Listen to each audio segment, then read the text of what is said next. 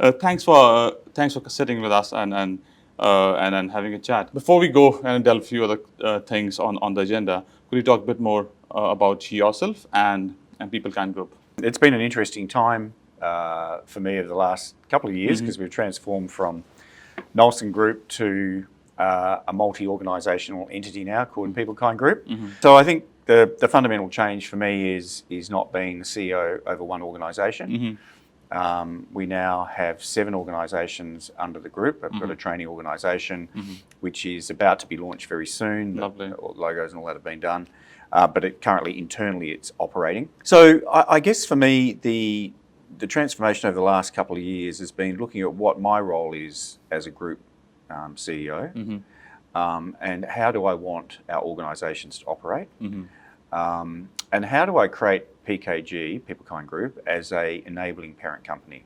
So one of the things I'm very conscious to avoid is I do not want to see PeopleKind Group, I'll get told off if I say PKG, PeopleKind Group become a bureaucracy.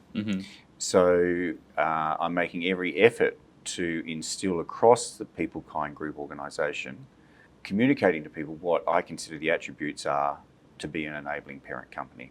And so when you look at how we present our organisational structure at the moment, we have PeopleKind Group at the side, and then we have all our 7 organisations listed next to. And the symbolism of that is PeopleKind Group is here to stand by our organisations. It's very important for me that the managing directors and CEOs of our 7 organisations operate independently. Those organisations are very different. They need to have their own cultures. They need to have their own structures. They need to have their own strategy. So I'm not into homogenising the group.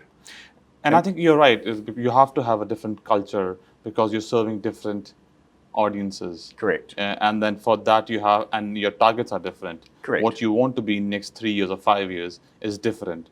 So your culture will be defined by what you want to be and who you want to serve.